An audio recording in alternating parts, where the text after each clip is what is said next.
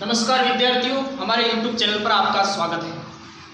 विद्यार्थियों, आज हम कक्षा 10वीं गणित में चैप्टर नंबर 4 दो चर वाले रैखिक समीकरण के बारे में अध्ययन करेंगे।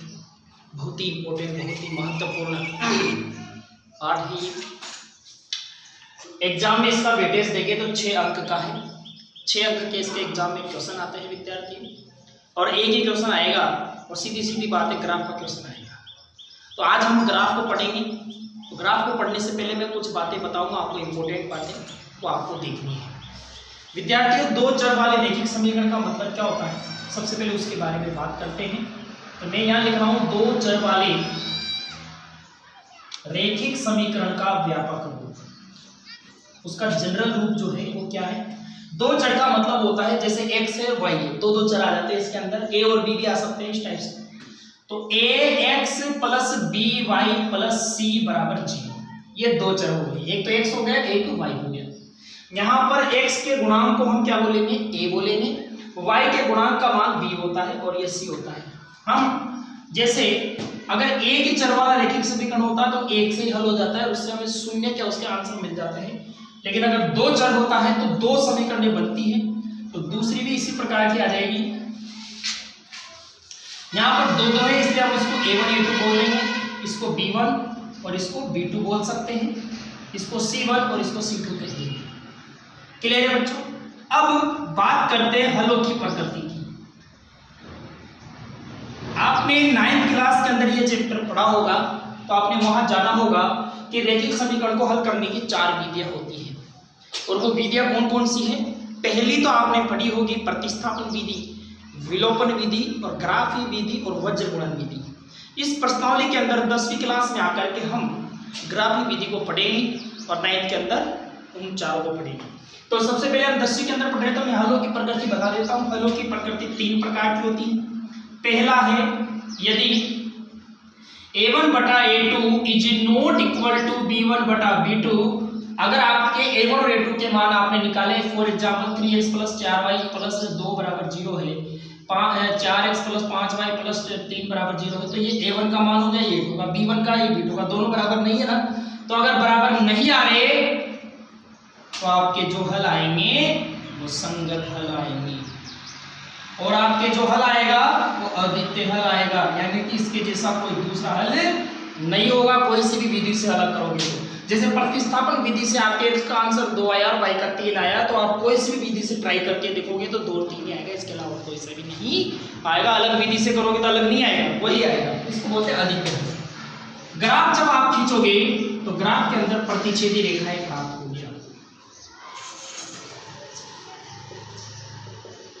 प्रतिच्छेदी रेखा का मतलब एक दूसरे को काटने वाली, तो जहां पे काटती है वही आंसर होता है। जिस बिंदु पे काटती है वो बिंदु आपका आंसर है, और उस बिंदु के अंदर आगे वाला मान x का, पीछे वाला मान y का होता है। दूसरी बात, यदि a1 बटा a2 अगर बराबर आ गया b1 बटा b2 के, लेकिन यहां नहीं आया बराबर c1 बटा c2, तो आपका हल जो होगा वो असंगत हल होगा। और जो हल आएंगे वो कोई हल नहीं आएगा, उसमें हल ही नहीं आएगा, मतलब हल ही नहीं हो पाएगा। कोई सी आप विधि ट्राई करके देखोगे।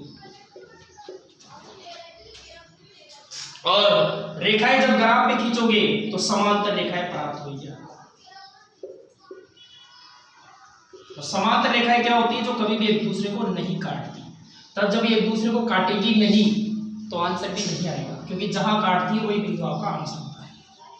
तीसरा जो है आपका हलों की प्रकृति में, कि अगर आप यदि a1 बटा a2 बराबर b1 बटा b2 बराबर c1 बटा c2, अगर आपका तीनों बराबर आ गया तो आपके हल होंगे संगत हल,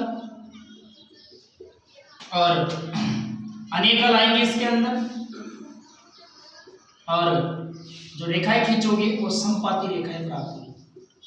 और समपाती का मतलब होता है ओवरलैप, एक के ऊपर एक, तो बहुत सारे आंसर हो जाएंगे। तो इस तरह से हलों की प्रकृति हमने जानी, कि आप इसका स्क्रीनशॉट ले सकते हो हलों की प्रकृति का। फिर हम आगे बढ़ते हैं।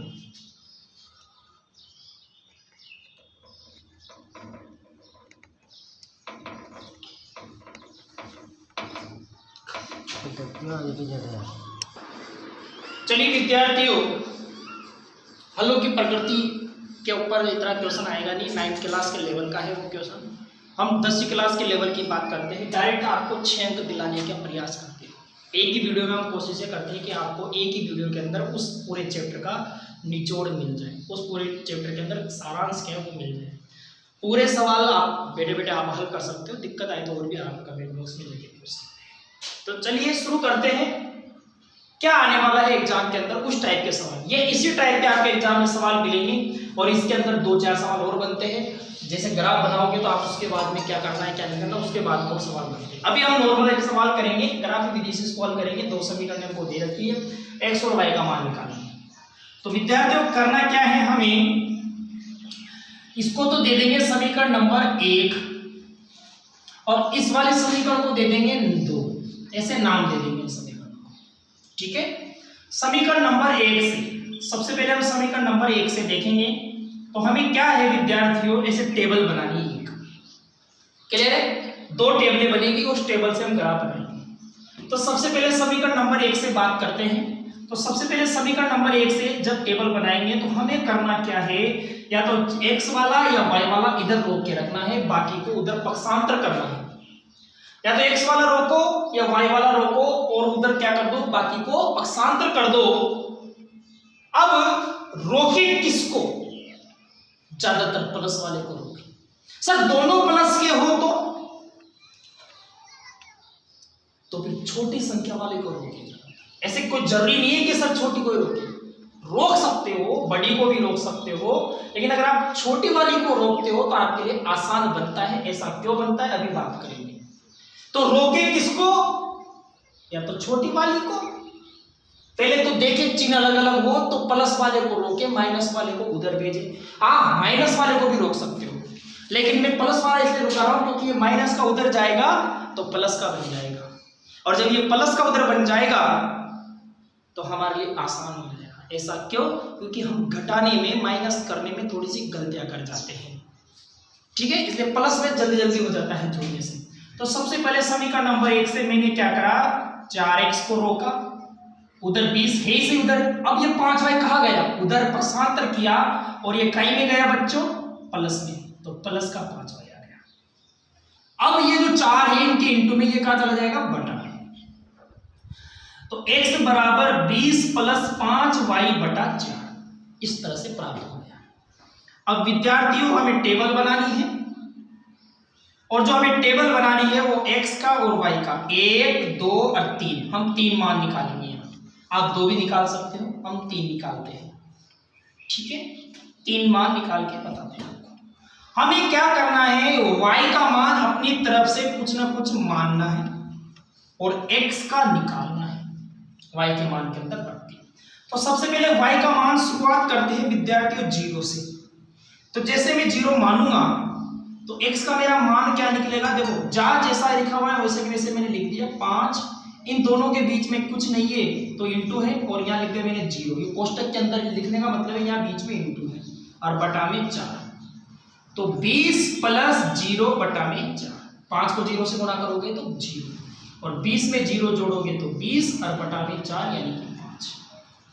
तो हमने जब y का मान 0 माना तो विद्यार्थियों x का मान 5 आया, तो y का मान 0 माना तो x का मान 5 आया, तो y वाली टेबल में 0 रख दिया, x वाली टेबल में 5 रख दिया। हैंड टू हैंड आपको रखना है क्योंकि बाद में फिर गलतियां हो जाती है, इसलिए आप जैसे निकाले वैसे ही हाथ रख दें ताकि गलती होने की संभावना खत्म हो जाए। क्लियर है बात। तो एक मान हमने निकाल लिया, दूसरे मान की तरफ हम बढ़ते हैं। अब क्या करेंगे विद्यार्थियों, जैसे हमने 0 माना, अब मैं 1 मान के देखता हूं, ध्यान से देखते जाना क्योंकि बहुत सारी चीजें आप सीखने वाले हो इस जगह से। एक ही सवाल के अंदर आपको ये बहुत सारी बातें क्लियर कर देंगे हम। एक सवाल अगर आपने ढंग से इस वीडियो को देख लिया एक ही सवाल के, तो ग्राफ के सारे सवाल आप कर पाओगे। अगर आपको कोई समझ में नहीं आए कोई वीडियो तो आप वापस रिवाइज कर ले, पीछे जाकर के वापस बार बार देखें, एक ही सवाल आपको पूरे कंसेप्ट क्लियर करके दे देगा। तो विद्यार्थियों मैंने क्या करा, 1 रख के देखा, जब 1 रख के देखा तो 5 एकम 5 हो रहा है, और बटा में 4, और 20 और 5 25 बटा 4, क्या 25 में 4 का भाग पूरी बार जाता है? सर नहीं जाता। पॉइंटों में जाता है? हाँ सर जाता है। लेकिन हम क्या करेंगे, जब ग्राफ बनाएंगे तो हम पॉइंटों का लफड़ा खत्म कर दें ताकि हमें आसान रहे। हम क्या करें विद्यार्थियों, एक न रख के कुछ और रखने की कोशिश करें, सर और रखे तो हो सके पॉइंटों का खेल खत्म हो जाए। तो विद्यार्थियों एक की जगह मैंने क्या करा, 2 रख के देखा। 2 रख लेते हैं। जैसे आप 2 रखोगे तो 10 बनेगा, और 10 बनेगा तो 30 में भी नहीं जाता सर 4 का, कोई बात नहीं है सर, और देखे हमें ट्राई करके देखें। सर 3 रखो, 3 रखोगे तो 15 आएगा। देखते जाना, अभी बहुत मजेदार चीजें सीखते जाओगे। तो 35 आया, क्या 35 में जाता है? नहीं जाता। तो सर 4 लिख के देख लो, देखिए 4 रखो, 4 रखा तो 20 बना, 5 चौक 20, और 20 और 20 कितना होता है? 40, और बटा में 4। क्या जाता है भाग? हाँ जाता है। तो 10 आ गया। अरे आया ना, किसकी वजह से आया? सर 4 की वजह से आया। सर ऐसे बार बार करना पड़ेगा क्या एक एक चीजों को देख देख के? क्या सर बार बार हमें 1 रखना पड़ेगा, 2 रखना पड़ेगा, बार बार हम कुचड़े करेंगे क्या कॉपी में? बार बार मिटाते रहेंगे क्या पेन को? तो मेरा जवाब है नहीं मिटाना। क्या जवाब है? नहीं मिटाना। तो सर फिर क्या करना है? देखिएगा, मैं आपको एक चमत्कारी तरीका बताता हूं। देखो बच्चों, देखो ध्यान से, यहां बटा में क्या है? सर बटा में तो 4 है, तो 4 का डिफरेंस ले लो। बटा में 4 है तो 4 का अंतर ले लो, और बटा में 2 है तो 2 का अंतर ले लो, और बटा में 3 है तो 3 का अंतर ले लो। हाँ सर, बात तो समझ में आती जा रही है धीरे धीरे। अरे भाई बटा में 4 है तो पहले वाले में दिक्कत है, बस पहले वाले में 0 नहीं आए तो 1 रख के देखो, 2 रख के देखो, जैसे ही आ गया 4 जोड़ दो, 0 में क्या जोड़ दो? 4। आपको 1 2 3 रखने की जरूरत नहीं है, आप डायरेक्ट 0 के बाद 4 रखोगे तो 100% आपका आंसर बटा में नहीं आएगा। सर अगर मान लो -1 होता तो +4 करो। अब -1 +4 यानी कि अलग अलग चीज होते हैं तो घटा देते, तो अगला मान 3 रखना पड़ेगा। आ रही है बातें समझ में कि नहीं आ रही? आ रही है ना? यस आ रही है। अब खुद ही बोल जाओगे आगे के बेटे इधर से कि सर अगला मान हम बताएं क्या होगा? बताओ, सोचो। यस, आपने जो सोचा 8 वही होगा। सर हमने 5 नहीं रख के देखा, 6 नहीं रख के देखा, फटाफट पता चल गया। सर बटा का खेल सिस्टम समझ में आ गया। बटा में 4 है इसलिए 4 जोड़ते चले जाएंगे, और ऐसा तो 3 क्या 4 5 भी बना के रख देंगे, 4 जोड़ते चले जाएंगे। तो विद्यार्थियों बात आपको समझ में आ रही हो गई। 8 रखा, 20 5 8 40 और बटा में 4 तो 60, बटा में 4 सर उधर भी तो गैप आ रहा है। हाँ कितने का आ रहा है? सर 5 का आ रहा है। क्यों आ रहा है? क्योंकि 5 y 4x है 5 y है। अरे 4x है 5 y है। सो ट्रिक पता चल रही है नहीं चल रही है? हाँ सर चल तो रही है पता कि सर 4x 5 y। देखो मान देखना, ध्यान से देखते जाना। 4 8 5 के बाद 10 और 15, 4x है 5 y। सर 4x प्लस का, सर 5y भी प्लस का, तो क्या करें? 4x है तो यहां तो 4 का गया, x के आगे 4 है तो y के मान में डिफरेंस आएगा, y के आगे 5 है तो x के मान में डिफरेंस आएगा। बात समझ में आ रही है भाई? ये प्लस का है, ये अगर यहां माइनस होता तो x के मान में कमी आती जाती। ये शॉर्ट ट्रिक की बातें हैं, शॉर्ट ट्रिकों को बाद में सीखेंगे। अभी हम कंसेप्ट को सीख रहे हैं, क्योंकि शॉर्ट ट्रिक कभी कभी धोखा भी दे जाती है, इसलिए हम कंसेप्ट को क्लियर करते जा रहे हैं विद्यार्थी। तो आपको मैं उम्मीद करता हूं एक टेबल बिल्कुल तरीके से समझ में आ गई होगी। अब आप दूसरी टेबल में जो समय हमने इधर लगाया, जो समय हमें इधर समझने में लगाया, वो दूसरी टेबल में नहीं लगने वाला, वो आसानी से समझ में आ जाएगी। कैसे आ जाएगी? देखो ऐसे। आप खुद कह दोगे कि जब सर समीकरण 2 से करेंगे तो इधर रोकना किसको है? 3 को रोकना है। जाहिर सी बात है दोनों प्लस की होगी तो छोटी संख्या को आपको रोकना है। किसको बटाने भेजोगे? 3 को भेज दो सर। टेबल बनाओ। क्या बनाओ? टेबल बनाओ x और y का मान से। y का मान स्टार्टिंग में क्या रख के देखते थे हम? 0। ट्राई करके देखते हैं। x बराबर 15 माइनस 5 इंटू 0 बटा में 3। तो 15 माइनस 0 बटा में 3 यानी कि 15 बटा 3 यानी कि 5। तो 0 रखा तो 5। हाँ सर मत बोलो, हमें पता है क्या रखना है। हाँ बच्चों तुम्हें पता है 3 रखना है ना? हाँ सर बटा में 3 है तो 0 के बाद 3 रखेंगे। बिल्कुल सही सोचा, 3 रख लो।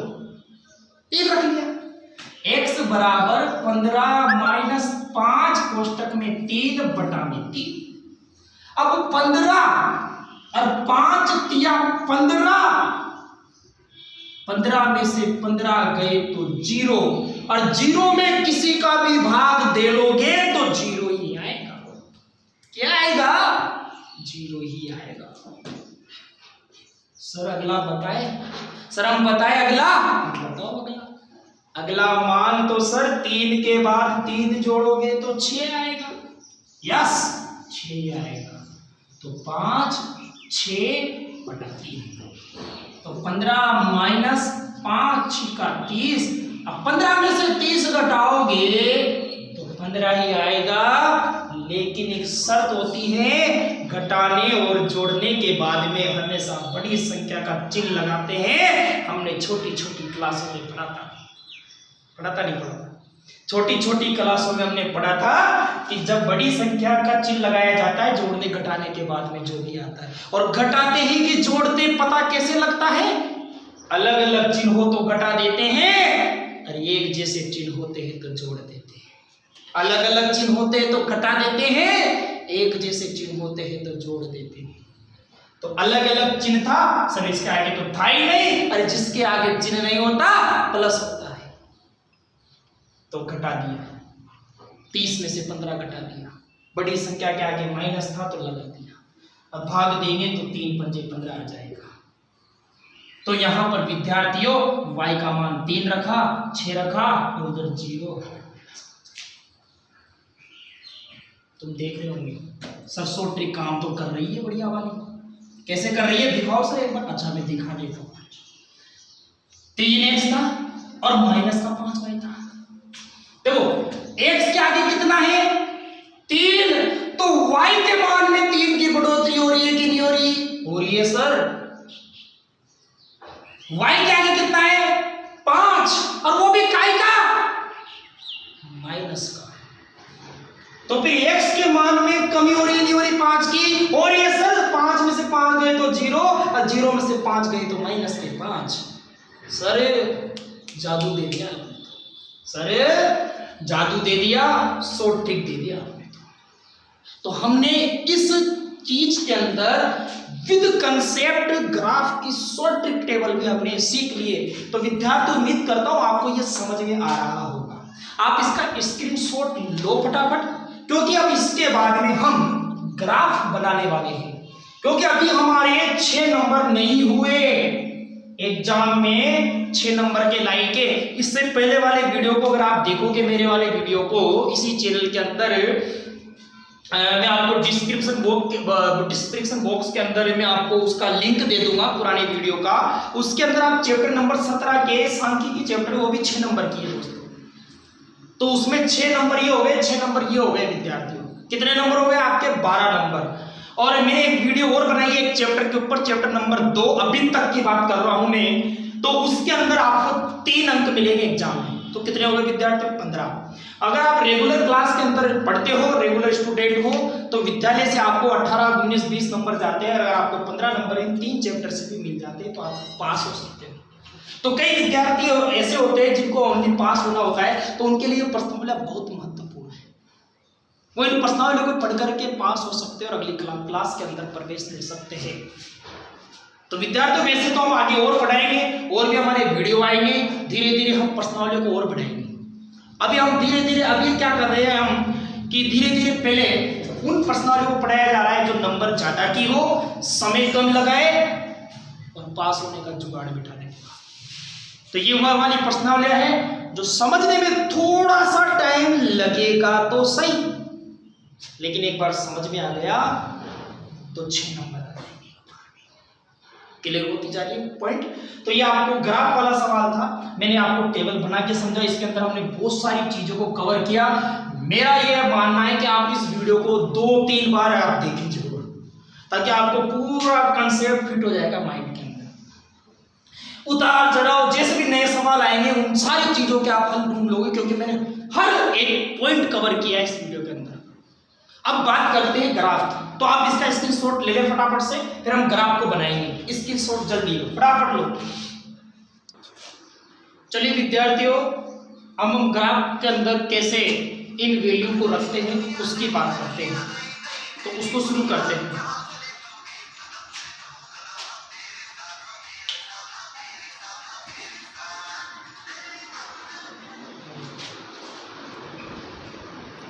तो हम बात कर रहे थे ग्राफ की, ठीक है विद्यार्थियों।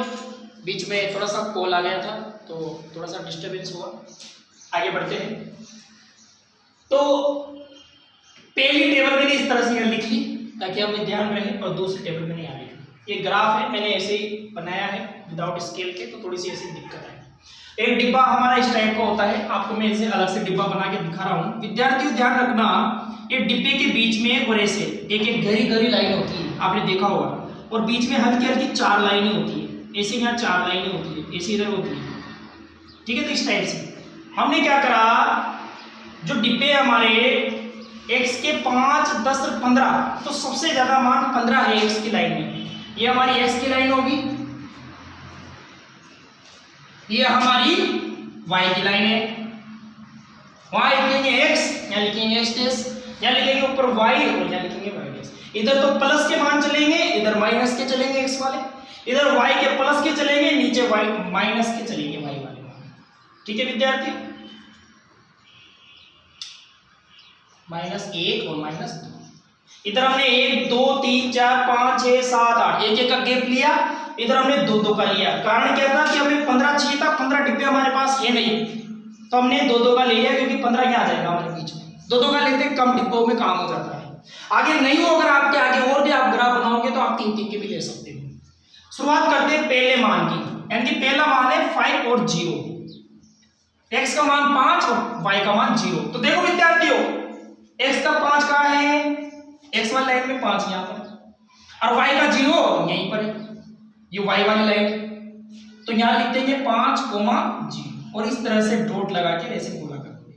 यहाँ बीच में एक लाइन होती है टीवी, ठीक है। 10 और 4, 10 का x का मान ये रहा सर, और y का 4 का है, प्लस का है, ऊपर चलेंगे, ऐसे ऊपर चलते जाएंगे चलते जाएंगे चलते जाएंगे इस टाइप से। तो इधर तो 10 देखना है और y में इधर 4 देखना है, ये आ गया आपका 10,4, ठीक है बच्चों। अगला मान क्या है, 15 और 8, तो x का 15 का आएगा यहाँ, और y का 8 का है ये रहा ऊपर ऊपर इस जगह, तो ये आ गया आपका 15,8, ठीक है। अब इसी तरह से 3 और बनाएंगे, लेकिन ध्यान रखना इन 3 को बनाने के बाद इनको मिला देना, नहीं तो इस 3 को बनाओगे फिर मिलाओगे तो कंफ्यूज हो जाओगे, मिलाना किसको है और किससे है। हम सबसे पहले इन 3 को मिला दें। स्केल रखना है बिल्कुल आपको, ये जो अंदर का डॉट है इस डॉट को डॉट से मिलाना है, ध्यान रखना, यानी कि इस डॉट को डॉट से मिला देते हैं। मैं विदाउट स्केल मिला रहा हूं, आप स्केल रख के मिलाएं, ठीक है विद्यार्थियों। तो ये थोड़ी टेढ़ी मेढ़ी लाइन दिखेगी आपको, क्योंकि मैंने विदाउट स्केल से काम किया है। इस टाइप से लाइन आने, और लाइन आने के बाद हमको उसके समीकरण का नाम लिखना है 4x - 5y = 20, ये आपकी समीकरण है। इसके बाद अगली समीकरण की ओर बढ़ते हैं, 5 और 0, तो 5 और 0 तो यही है, तो पहले से ही था, अब इसी को डबल कर दें ऐसे, 5 और 0 बन गया। फिर हमारा 0 और 3, तो x का मान 0 ये रहा और y का मान 3 ये रहा, तो ये बन गया 0,3। -5 और 6, x का मान -5 यहाँ आएगा बीचों में, 4 और 6 के बीच में 5 होता है, और y का मान 6, तो प्लस का 6, तो ये रहा, तो इस तरह से चले जाएंगे, -5,6 मिला देंगे तीनों को, इस पॉइंट को इससे मिलाया, इसको थोड़ा सा इसे आगे बढ़ा देंगे स्केल रख के और इसको इससे मिला देंगे और इस समीकरण का नाम लिख देंगे 3x + 5y = 15। क्लियर है? इस तरह से हमको ये ग्राफ की लाइन है, ग्राफ के अंदर बहुत साफ सुथरा पेंसिल से बनाना है। ध्यान रखना कैसे मिलाया, 5 0 मिला, 10 4 ऐसे मिला, 10 और 4 और ये 15 और 8, तो 15 इन दोनों के बीच में था और 8 यहाँ था, तो यहाँ पे आएगा। बहुत से बच्चे क्या करते हैं, 15 सर यहाँ है तो 15 यहाँ पे गोला कर देंगे, 8 पे यहाँ पे गोला कर देंगे, डबल डबल नहीं करना। ऐसे ही ये 0 3 है तो ये 0 पे भी गोला कर देंगे और 3 पे भी गोला कर देंगे, ऐसे नहीं करना। x का मान 0 यहाँ है और y का 3 यहाँ करना है। x का मान -5 यहाँ है और y का 6 यहाँ है, तो यहाँ नहीं करना, -5 x है और 6 की सीध में जाना है। इस टाइप से गोला कर दिया, समीकरण लिख दी। आप देख रहे होंगे यहाँ काटा है एक दूसरे, तो कौन से मान पे काटा है सर, 5 तो x का मान है और y का 0 पे काटा है। तो अतः एक लाइन लिखनी है आपको ग्राफ के नीचे, अतः ग्राफ द्वारा हल करने पर x = 5 और y = 0 प्राप्त होता है। तो x का मान कितना आया 5 और y का मान कितना आया 0। अब आपको एक लाइन और लिखनी है पैमाना, उसके बाद आपका ये सवाल खत्म हो जाएगा। तो x अक्ष पर भी पैमाना और y अक्ष पर भी पैमाना। x अक्ष पर 1 सेंटीमीटर = 1 इकाई। देखो x अक्ष ये है, एक डिब्बा 1 सेंटी का होता है, एक डिब्बा 1 सेंटीमीटर का होता है ग्राफ के अंदर। तो 1 सेंटी में 2 इकाई का मामला है, 2 4 6, उधर भी 2 4 6 माना है। तो x अक्ष पर 1 सेंटी बराबर 2 इकाई देंगे। और इसी प्रकार y अक्ष पर आप देखोगे तो 1 सेंटीमीटर में कितने कितने का गैप है, 1 1 का। तो y अक्ष में 1 सेंटी बराबर 1 इकाई। इस तरह से आपको पैमाना लेना है। तो विद्यार्थियों पूरा सवाल आप शुरू से लेकर एंड तक देखें, आपको बहुत अच्छी तरह ग्राफ समझ में आएगा। आंसर इस तरह से आता है हमारा। यह हमने एक सवाल बताया है इस ग्राफ के अंदर, आप इस सवाल को देखें और इसके जैसे संबंधित सवाल आपको किताब से मिलेंगे, उन सवालों को आप ट्राई करें, प्रयास करें। और ये वीडियो अच्छा लगा हो तो लाइक करें और इसको शेयर करें। अगले वीडियो में मिलते हैं नए सवालों के साथ में, तब तक के लिए धन्यवाद। Thank you.